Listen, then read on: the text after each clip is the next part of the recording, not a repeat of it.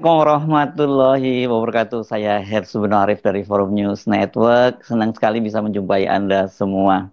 Siapa yang bermain dan memanfaatkan Kejaksaan Agung melakukan kriminalisasi terhadap Tom Lembong ini semakin jelas. Kasus Tom Lembong ini clear ya, ini adalah permainan dan intrik politik tingkat tinggi berupa power game dan tujuan utamanya adalah Pilpres 2029.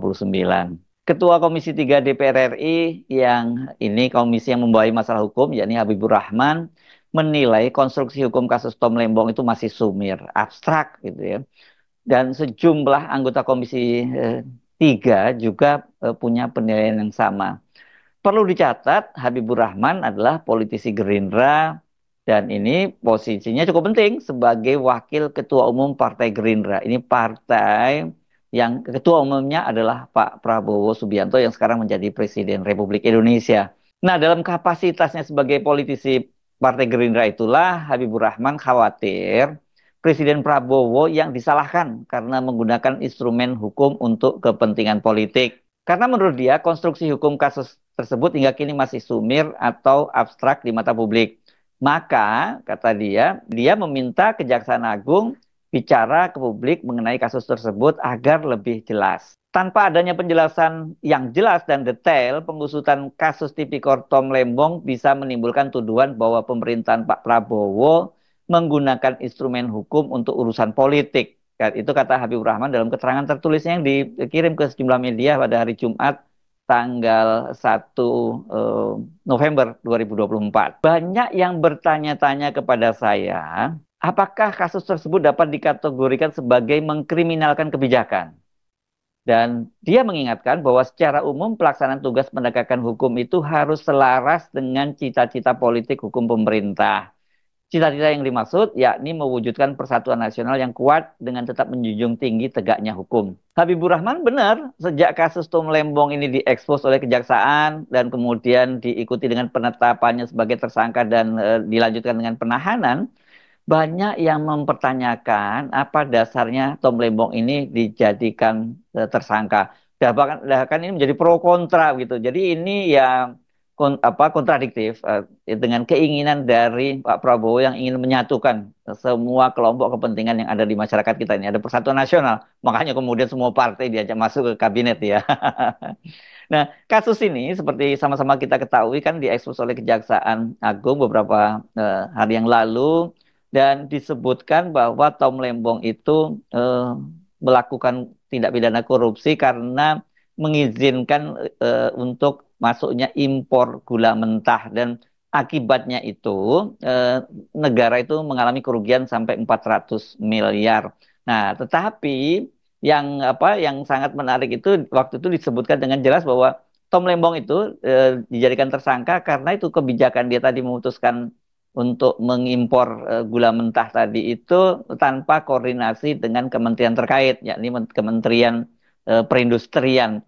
Dan mengapa kemudian dia disebut korupsi kalau cuma memutuskan saja kebijakan itu? Karena katanya akibat keputusan dari Tom Lembong itu sebagai Menteri Perdagangan itu negara itu mengalami kerugian 400 miliar. Nah, bagaimana ceritanya itu 400 miliar itu? Ini juga yang menarik karena ternyata yang dimaksud oleh Kejaksaan Agung adanya kerugian negara itu sebenarnya bukan actual loss gitu ya, tetapi adalah potential loss karena katanya harusnya kalau gula mentah itu yang mengimpor itu adalah BUMN. Sementara ini yang mengimpor adalah 8 perusahaan swasta dan akibatnya ya harusnya keuntungan itu dinikmati oleh BUMN dalam hal ini negara, tapi kemudian keuntungan itu dinikmati oleh swasta, ya itu yang disebut sebagai kerugian. Nah, ini yang kemudian jadi sangat rame ya. Loh, kalau kayak gitu ini kan cuma kebijakan ya. Kenapa mesti dikriminalkan? Itu yang tadi maksudnya Habib tadi ya.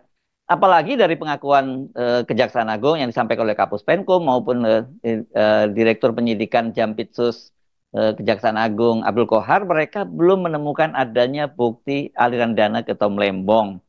Hanya saja Kejaksaan Agung menyatakan bahwa berdasarkan Undang-Undang Tipikor itu soal penetapan seseorang menjadi tersangka itu tidak harus disertai bukti adanya aliran dana. Sebab katanya berdasarkan pasal 2 ayat 1 Undang-Undang Tipikor, definisi tidak pidana korupsi itu adalah memperkaya diri sendiri atau orang lain dan juga korporasi yang merugikan negara, merugikan keuangan negara. Ya, inilah yang kemudian jadi perdebatan yang sangat ramai. Di banyak sekali pakar-pakar hukum juga yang memperdebatkan soal itu. Ya, ini kalau Habib tadi menyatakan bahwa dia khawatir ini Pak Prabowo ini yang dituding itu memainkan instrumen hukum untuk mengkriminalisasi lawan politiknya, ya Habibur Rahman tidak berlebihan kan ini bukan hanya jadi isu dalam negeri tapi jadi isu internasional. Media-media massa internasional ya itu juga menyoroti kasus ini. Saya membaca misalnya ada yang menyebutnya sebagai kasus besar pertama di era pemerintahan Prabowo. Kenapa yang disebut ini yang kasus pertama yang terbesar ya? Kenapa kasus Zarof Richard misalnya nggak disoroti oleh media massa internasional? Saya kira ini kaitannya karena ya dimensi politiknya. Kalau Zarof Richard tadi itu kan hanya kasus apa? Kasus kriminal biasa ya, kasus maklar kasus, tapi memang sebenarnya nggak boleh dianggap biasa karena ini kan betul-betul situasi yang memprihatinkan karena adanya bukti bahwa ya lembaga peradilan kita itu betul-betul bobrok gitu. Ada pejabat tinggi seperti Zarof Richard yang kita bisa jadi maklar kasus gitu. Tapi mungkin dimensi politiknya itu yang membuat kemudian media-media asing hanya menyebut kasus Tom Lembong sebagai kasus besar yang pertama gitu. Padahal kalau dari angkanya kan jauh ya. Yang satu ada bukti uang 920 miliar dan perhiasan emas sebenarnya bukan perhiasan ya emas batangan 51 kilogram, yang lainnya itu kan hanya 400 miliar. Hanya ya saya tanda petik karena itu juga potensial loss bukan bukan actual loss dan tidak ada bukti atau belum ada bukti aliran dana ke Tom Lembong. Di luar itu ada juga media massa internasional itu yang menyorotinya secara tajam ini sebagai penggunaan instrumen hukum untuk membungkam kelompok kritis dan itu berarti masa depan demokrasi Indonesia sangat mengkhawatirkan. Yang menyoroti soal itu adalah South China Morning Post. Ini media berpengaruh yang berbasis di Hong Kong dan bahkan dia itu menggunakan dalam judulnya itu salah satunya idiom ya constitutional hardball. Ini idiom yang kira-kira kalau kita terjemahkan adalah sebuah eksploitasi prosedur, undang-undang, dan institusi oleh aktor politik untuk mendapatkan keuntungan partisan dengan cara melanggar norma yang telah ditetapkan dan melampaui batas legalitas. Wah, ini kalau seperti terjadi, ini ya, apa ya, bahasa mudanya ya penyalahgunaan instrumen hukum untuk membuka melawan-lawan politiknya ya. Karena itu mereka mengkhawatirkan masa depan demokrasi di era Presiden Prabowo Subianto. Saya kira ini dipengaruhi oleh persepsi lama bahwa latar belakang Pak Prabowo sebagai seorang militer dan mungkin diperkirakan nanti kalau dia kemudian berkuasa dia akan menggunakan pendekatan yang militeristik begitu ya. Dan dari opini yang berkembang itu saja sangat jelas bahwa semua ini kasus Tom Lembong tadi ya, mengaitkannya dengan pemerintahan Prabowo. Bahkan ini ada rekan satu komisi di Komisi 3 yakni Beni Harman. Beni Harman ini politisi Partai Demokrat melalui akun media sosialnya itu memuji tindakan Kejaksaan Agung sebagai bentuk perwujudan menjalankan instruksi Presiden Prabowo yang ingin memberantas korupsi. Lah, kok bisa begitu ya? Beni Harman mencuit begini, ada yang tanya saya, apa gerangan yang mendasari keberanian Jaksa Agung membongkar mega korupsi di Kementerian Perdagangan? Saya menjelaskan bahwa kemungkinan itu adalah eksekusi dari program besar Presiden Prabowo untuk berantas korupsi. Dalam pidato inaugurasinya di hadapan sidang umum MPR dengan disaksikan rakyat dari seluruh Indonesia melalui siaran televisi nasional pada 20 Oktober 2024, Presiden Prabowo telah bersumpah akan menggunakan kekuasaan yang diperolehnya dari rakyat untuk memerangi korupsi dan melumpuhkan para koruptor. Bulu kuduk saya merinding mendengar pidato yang berapi-api. Nah, ini menarik ini. Kenapa kok Beni Harman menyebut ini sebagai mega korupsi?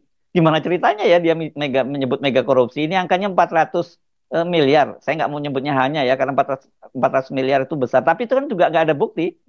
Nggak ada bukti bahwa ada duit yang dikorupsi, hanya potensial loss gitu. Kenapa nggak kasus Zarof Richard misalnya yang soroti? Kenapa ya kasus Tom Lembong ini? Jadi saya bertanya-tanya apa ini? Apa kaitannya karena latar belakang Beni Harman sebagai politisi Partai Demokrat ya? Dan kemudian Tom Lembong ini bagaimanapun juga teman dekat Anies Baswedan, pendukung garis keras Anies Baswedan begitu.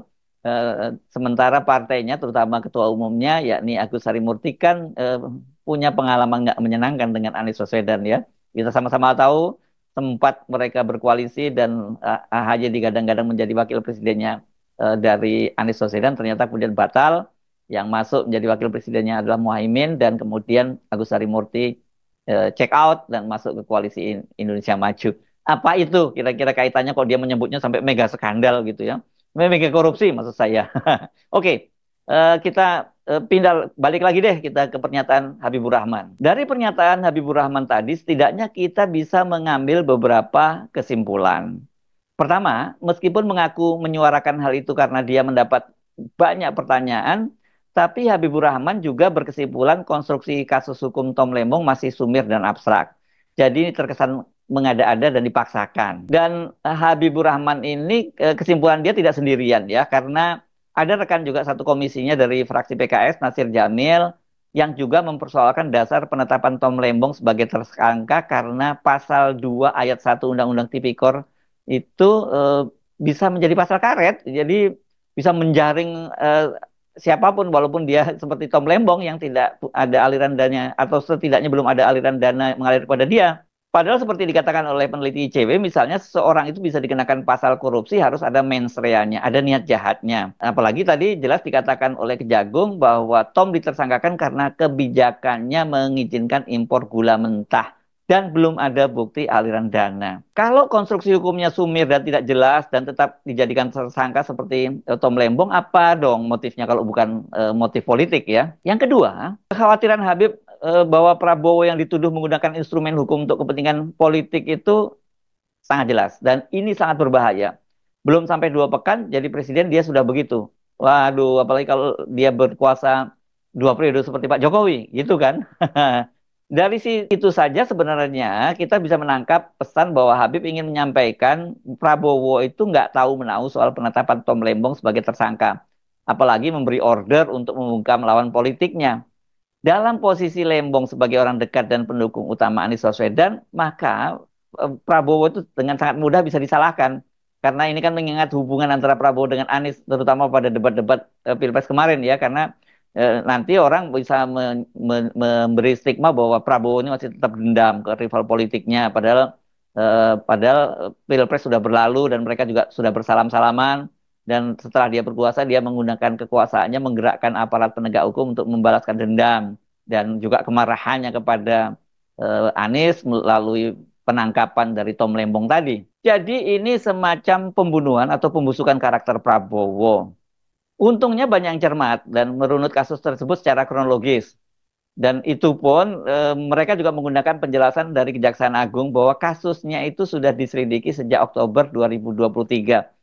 Artinya ya sebelum Prabowo jadi presiden, kalau memang ada order kepada kejaksaan, maka yang bisa mengorder itu siapa di atas kejaksaan kalau bukan presiden, dan presiden saat itu kan masih dijabat oleh Pak Jokowi. Dugaan bahkan tudingan siapa yang bermain ini secara tersirat dilontarkan oleh Dino Patijalal. Ini mantan duta besar Republik Indonesia di Washington, di Amerika Serikat, dan wakil Menteri Luar Negeri di era SBY. Dino ini mengaku kenal Tom Lembong sejak puluhan tahun lalu. Saya kenal baik Tom Lembong sejak 2003. Dia waktu itu aktif mendukung SBY. Saya mengenal Tom sebagai sosok yang mempunyai intelektualitas tinggi, baik hati, tidak korup, dan idealis. Dia selalu kritis melihat berbagai masalah bangsa. Dino mencuit itu di akun X-nya itu hari Kamis kemarin, tanggal 31 Oktober 2024. Dino yakin dan percaya Tom tidak mungkin korupsi. Menurut Dino, Tom banyak musuhnya setelah dia berbalik melawan bosnya. Siapa bosnya Tom Lembong yang kemudian dia lawan? Ya siapa lagi? Walau Dino tidak menyebut nama, semua paham yang dimaksud oleh Dino itu adalah Jokowi, mantan bos Tom Lembong. Karena kan dia pernah menjadi Menteri Perdagangan tahun 2015 sampai 2016 dan kemudian digeser menjadi Kepala BKPM itu tahun 2016 sampai 2019, yakni akhir periode pertama pemerintahannya Jokowi. Nah, yang tudingan lebih serius itu datang dari ekonom Antoni Budiawan. Ini seorang ekonom kritis yang banyak menyoroti Jokowi dan keluarganya, korupsi Jokowi dan keluarganya secara terang-terangan. Dia menuduh bahwa Jokowi berada di balik aksi Kejagung mentersangkakan Tom. Dan ini Antoni mengingatkan Prabowo dan Gerindra karena ini ada kaitannya dengan operasi pembusukan begitu, dan ini berkaitan dengan kontestasi menuju Pilpres 2029 karena diperkirakan Gibran ini nanti akan maju menantang Pak Prabowo ya, kalau Pak Prabowo tetap maju menjadi mencalonkan diri kembali pada tahun 2029. Terus terang aja saya bilang bahwa di belakang ini semuanya adalah Jokowi. Karena Hmm. apa? Hmm. Karena Habibur Rahman, eh, Ketua Komisi 3, langsung mengatakan bahwa tolong kejaksaan memberikan gelar perkara bagaimana bisa menetapkan Tom Lembong sebagai tersangka. Hmm. Nah ini kan menarik. Gitu. Jadi kita lihat di sini Partai Gerindra tidak bermain di sini. Hmm. Justru ingin dan sebelum itu juga ada pernyataan Prabowo yang mengatakan Kejaksaan Agung, polisi jangan main ciduk-ciduk aja ya, jangan main ambil-ambil aja ya. Ya. Jangan sampai pemerintahan ini didiskreditkan, Prabowo didiskreditkan untuk kepentingan Jokowi dan untuk kepentingan Gibran. Tuduhan yang masuk akal ya, apalagi yang disasar itu adalah orangnya Anies. Jokowi ini kan sudah lama selalu menghalangi Anies dengan berbagai cara untuk tidak bisa maju ke Pilpres, bahkan sampai Pilkada Jakarta pun dia dihalang-halangi lagi nih. Ya kalau Anies jelas itu upaya dari Pak Jokowi untuk menghilangkan potensi persaingan antara Anies dengan Gibran Raka Buming. Memang nggak apple to apple sih ya kalau menghadapkan Anies dengan Gibran itu.